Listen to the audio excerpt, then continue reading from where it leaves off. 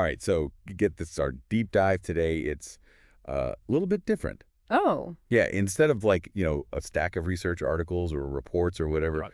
we're going deep on just one thing. Okay. A single speech by Donald Trump. Interesting. We've got the audio from a rally in North Carolina. Mm. It was sometime before the November 5th election. Uh-huh. And he's talking to a room full of faith leaders. Fascinating, isn't it? Yeah, it's like we're analyzing, a historical document. Right. But instead of ink on paper, Yeah. it's all about the spoken word, how Trump uses language to get his message across. Exactly. And knowing this audience is key, right? Oh, totally. He's not just giving like a general campaign speech here. Yeah. He's really laser focused on this specific group. Yeah. So what are the big themes? What are the tactics he uses? Let's find out. Right. And we're not just listening to what he says, but how he says it. Yeah. We'll be looking for, patterns, word choices, anything that gives us a peek into his communication style. Okay, so let's unpack this thing. Okay. Trump starts by talking about Hurricane Helen, Right. which was obviously a huge deal in North Carolina. Of course. He even mentions visiting affected areas. And pay attention to how he describes the hurricane. Okay. He calls it a monster storm, talks about homes being bad, but family members are really bad. Mm. This kind of language is really powerful, especially for a faith-based audience. Yeah. It evokes a sense of, shared suffering and loss. Right. Almost reminds me of those, biblical stories of trials and tribulations. Interesting. It's interesting how he uses that shared experience Yeah. to then criticize FEMA, Right. saying they really let him down. Uh-huh. And then, boom, he contrasts that with Franklin Graham praising him for being amazing. That's a classic move, right? Yeah. Setting up a contrast to make a point. Right. He's subtly positioning himself and his supporters as the real helpers, the ones who get things done, unlike the government. Clever. Right. Steady. Then it's all about the election. Okay. And man, he sounds confident. Oh, yeah. We're doing really well, beyond our wildest expectations. Amazing. Mm-hmm. It's like a victory lap before the race is even over. He's all about momentum, painting a picture of when, getting those supporters fired up and ready to vote. And then he drops this anecdote about Ben Carson. Oh, yeah.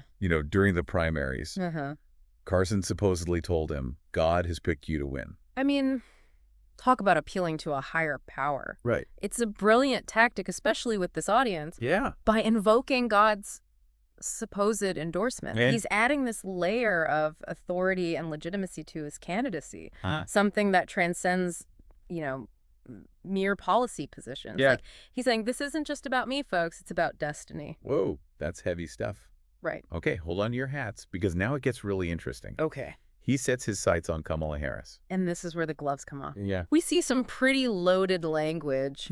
Radical left, Marxist, not a very bright person, your worst nightmare. Wow. He's not pulling any punches. He's definitely going for the jugular, that's for sure. Yeah. Then he tells this story about Harris supposedly telling college students, shouting, Jesus is Lord, that they were at the wrong rally. Wait, what? This story is textbook, us versus them, Yeah. designed to create a sense of fear, Right. to make those faith leaders feel like their values are under attack. And by positioning himself as their defender, Right. Trump is solidifying his bond with, a key voting bloc. Of course. It's a powerful tactic, even if the story itself might be questionable. Yeah, that's wild. He then dives into his policy, promises conservative judges, protecting religious freedom, banning critical race theory and transgender ideology, the whole 9 yards. What stands out to you about how he delivers these promises? Well, it's all very strong and definitive. I will, we will, immediately. He Right. sounds like a man of action, someone who gets things done, no waffling, no maybes. Exactly. He's projecting this image of strength and decisiveness. Yeah. Which is a stark contrast to how he portrays the Biden administration. Right. Weak, ineffective, a total disaster. And to drive that point home, he goes on to call Biden Crooked Joe.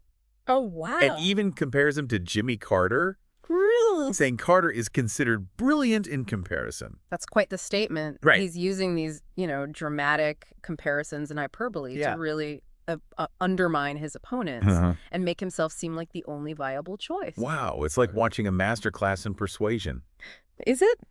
So he's painted a picture of America in peril, Right. contrasted himself with his opponents, Mm-hmm. and laid out his promises. Yeah. So where does he go from there? Well, it wouldn't be a Trump speech without a powerful call to action. Okay. And that's exactly where he goes next. Let's dive into that in part 2 or a deep dive.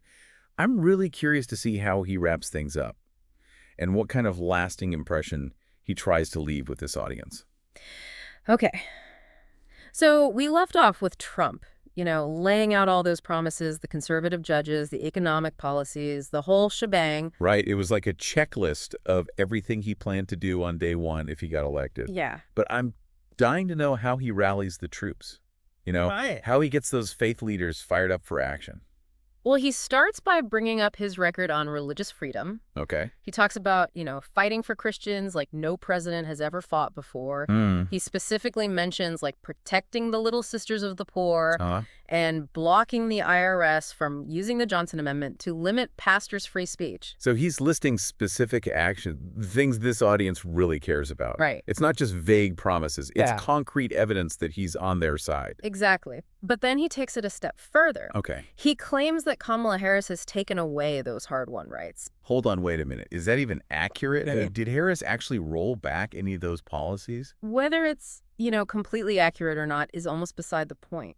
What matters is the effect it has on the audience. He's creating this sense of urgency, this fear that everything they hold dear is under threat. Right. It's a powerful motivator. Well, that's pretty sneaky. Yeah.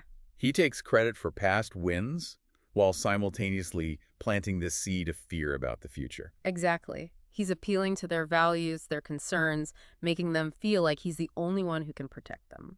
And speaking of protection, he keeps bringing up the Supreme Court.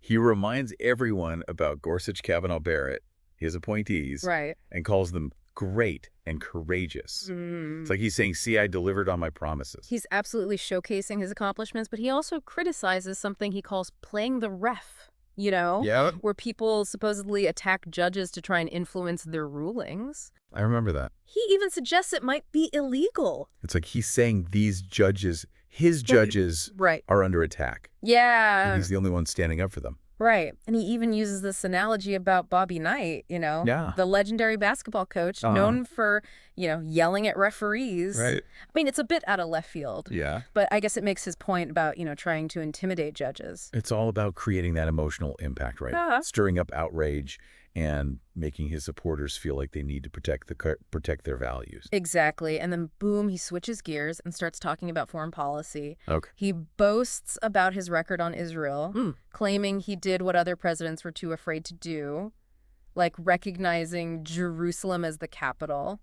He also mentions the Golan Heights and his efforts to, end religious persecution worldwide. Right. It's all about portraying himself as this fearless leader who's not afraid to stand up for what he believes in. Yeah. He's crafting this image of, strength and decisiveness on the world stage, which plays directly into his critique of the Biden administration as weak and incompetent. It's a pretty effective contrast.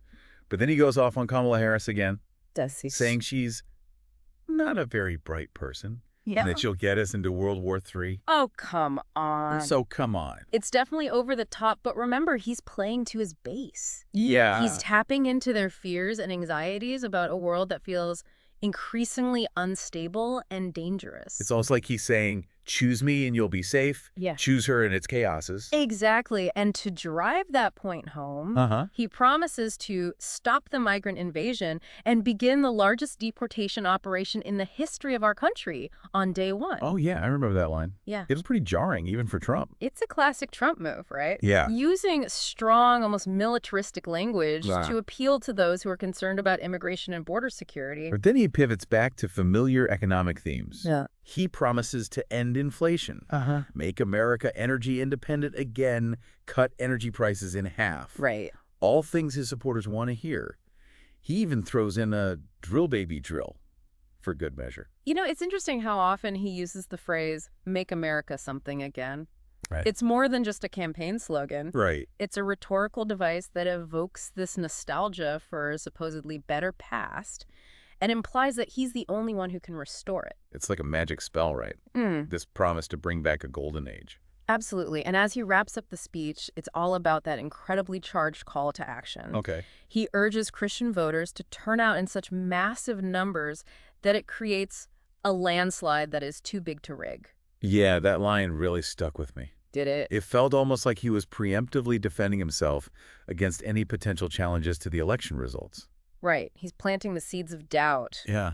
Implying that the only way he could lose is if the election is rigged against him. It's a bold move, but one that could resonate with his supporters who already harbor those anxieties. It's wild. So he's covered a lot of ground. Sassy. Foreign policy, immigration, the economy, religious freedom, all tied together with this overarching narrative of strength and decisiveness. Yeah.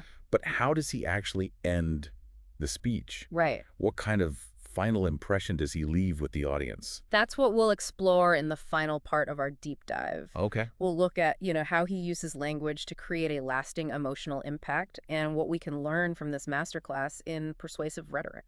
So we talked about how Trump positions himself, the strong leader, the promises, the contrasts. Right. But what about the overall feeling? What kind of mood does he leave the audience with? That's a great question. I think one thing that really stands out is just how much he relies on fear. Oh, yeah. He paints this picture of America like teetering on the brink of disaster. Oh, absolutely.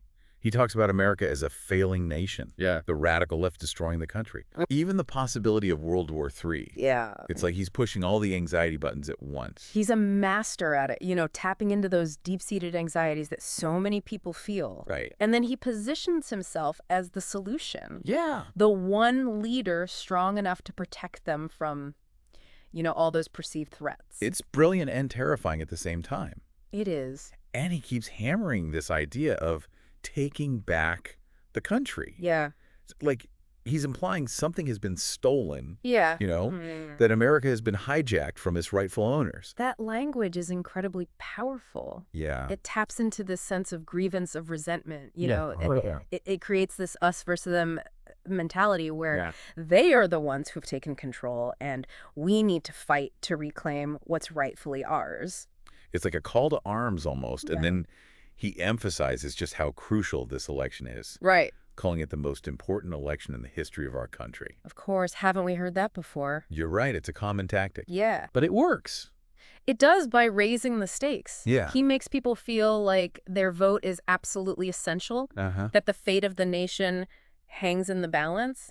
Makes you feel like you can't afford to stay home. Right. Like your voice is the only thing standing between America and total disaster. Exactly. It's about mobilizing his base, convincing them that this isn't just an election. Right. It's a battle for the soul of America. One thing I noticed, and this is something Trump has always been really good at, is how he creates this sense of connection with the audience. Oh, yeah. It's like he's one of them, not some politician talking down to them. Absolutely. He uses inclusive language. We, us, are. Right. Constantly reinforcing this idea that they're all in this together. Yeah. He tells stories, he cracks jokes, he even asks the audience questions. It's like he's having a conversation with them, not delivering a speech from on high. Makes him seem relatable, even folksy, Right. Despite being this wealthy businessman. It's a key part of his rhetorical style. It's about building trust, creating a bond, making people feel like he's on their side fighting for their interests. So taking a step back, what does all this tell us? What can we learn from dissecting this speech? I think it highlights the power of language, Yeah.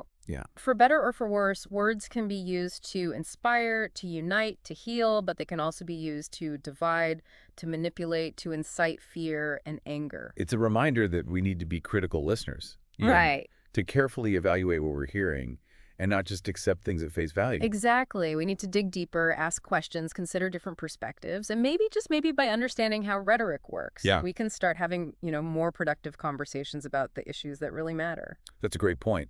We've seen how Trump uses language to evoke emotions, feel this sense of us versus them, and create this narrative of strength and decisiveness. Right.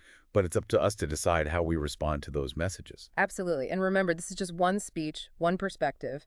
Of course. We encourage you to, keep listening, keep questioning, and keep diving deep. There's a whole world of rhetoric out there just waiting to be explored. Well, I think we've successfully unpacked this one-of-a-kind deep dive. I think so. It's amazing what you can learn from just one speech.